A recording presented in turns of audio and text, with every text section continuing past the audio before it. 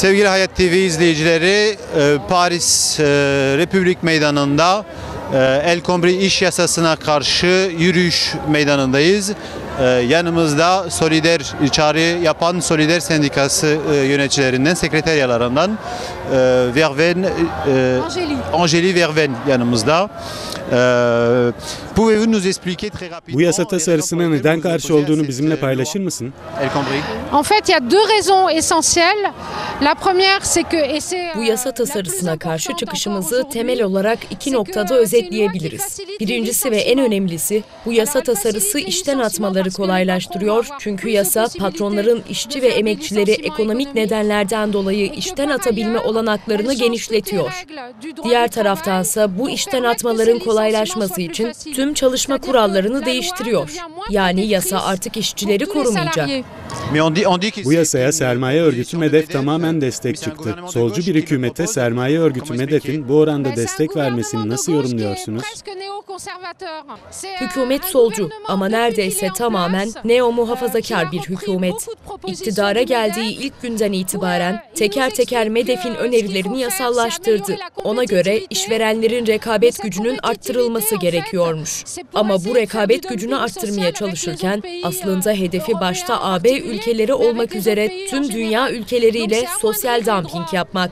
Böylelikle işçi ve emekçilerin haklarını azaltma, ücretlerini düşürme ve işten atmaları kolaylaştırma onların eskiden beri var olan hedefidir.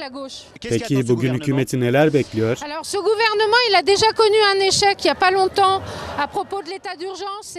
Hükümet kısa bir süre önce vatandaşlıktan çıkartma ve o hali anayasallaştırma konusunda geri adım atmak zorunda kaldı. İkinci bir konuda başarısız olmamak için kimi konularda taviz vermeye çalışıyor. Ama işçiler bu yasanın doğrudan onlara karşı olduğunu gördüler. Fabrika ve iş yerlerindeki tartışmalar bunu gösteriyor. Hatta hükümetin kendi yaptırdığı kamuoyu yoklamaları bile toplumun geniş bir kesiminin bu yasa tasarısına karşı olduğunu gösteriyor.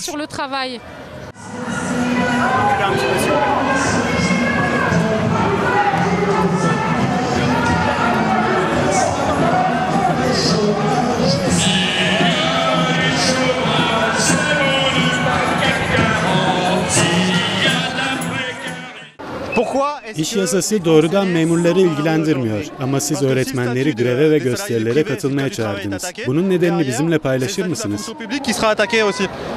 Evet, çünkü özel sektörde çalışan işçilerin hakları iş yasası değiştirilerek saldırıya maruz kalırsa ardından biliyoruz ki sıra kamu sektörüne gelecek. Bu yasa tasarısını kendine solcu diyen bir hükümet gündeme getirdi ama patronlar örgütü MEDEF'in tamamen desteğini aldı. Hala solun iktidarda olduğunu söyleyebilir miyiz? Bu hükümet seçildiği günden bu yana solu anımsatan hiçbir delil sunmadı. Örneğin, vatandaşlıktan çıkartma projesiyle ırkçı bir çizgide oldu. İlk günden bu yana patronlara ard arda hediyeler sundu. Memurların statüsünü değiştirmeye yönelik tehlikeli adımlar attı. İşçilerin çalışma koşullarını kötüleştirmenin yanı sıra esnek çalışmayı dayattı. Bu hükümet kendi cephesini seçti. MEDEF ve burjuvazinin cephesini seçti.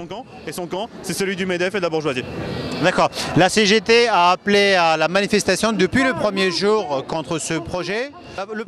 Hükümet tam bir ay önce Bakanlar Kurulu'nda bu yasa tasarısını onayladı ve bir ay içerisinde tam 6 büyük gösteri yapıldı. Bugün de yüz binler yine sokakta. Bu mücadelenin seyrini nasıl değerlendiriyorsun? Il y a 10 ans, on manifestait contre le projet CPE. Bundan tam 10 yıl önce SPÖ yani ilk iş sözleşmesi yasa tasarısına karşı mücadele etmiştik. Yasa onaylanmış ve resmi gazetede yayınlanmış olmasına karşın mücadeleyle hükümet geri püskürtülebilmişti. Bu sefer yasa tasarısı daha Bakanlar Kurulu'na gelmeden önce başladı. Ve önümüzde grev ve gösterileri daha da ilerletmek için aylar var. Biliyoruz ki hükümete geri adım attırmak için ekonomiyi durdurmak gerekiyor. Görünüyor ki hükümet her geçen gün daha da zayıflıyor.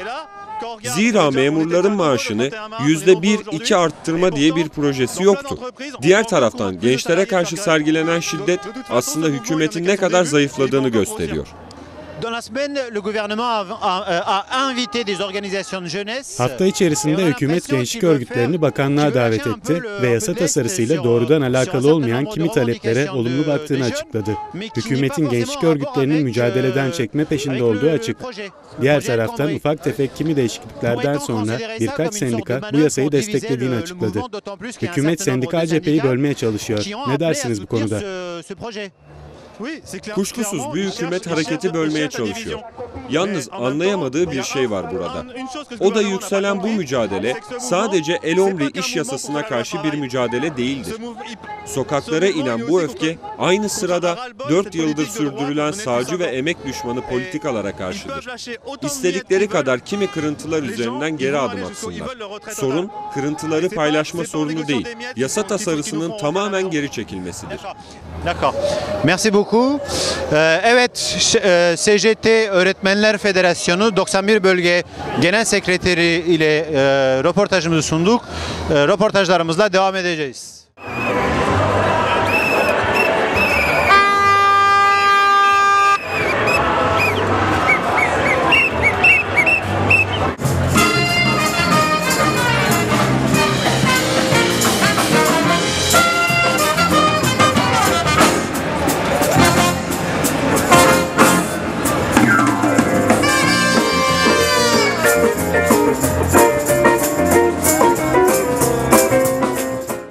Bonjour.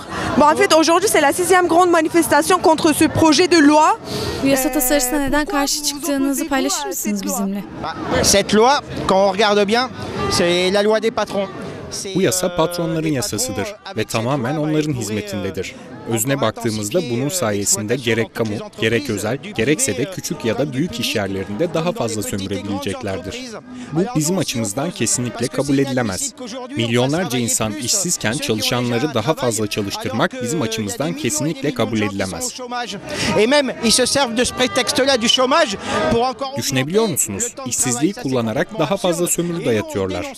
Hafta 60 saat, günde 10-12 saat iş günü bizim açımızdan kesinlikle kabul edilemez. Buna sonuna kadar karşı çıkacağız. Bugün 6. protesto gerçekleşiyor ve giderek artan ve kalıcılaşan bir mücadeleyle karşı karşıyayız. Bu hareketin geleceğini nasıl görüyorsunuz?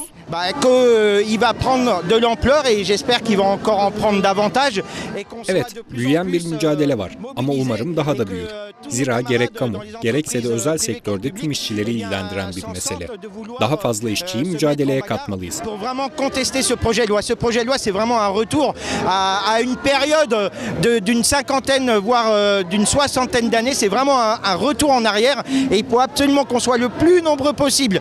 Les jeunes, les retraités. Bu yasa tasarısı 50-60 yıl gerilemenin bir projesidir. Patronlar için hazırlanmış bu yasa geri çekilene kadar gençler, emekliler, işsizler, öğrenciler ve işçilerin mücadele etmesi gerekiyor. Merci beaucoup.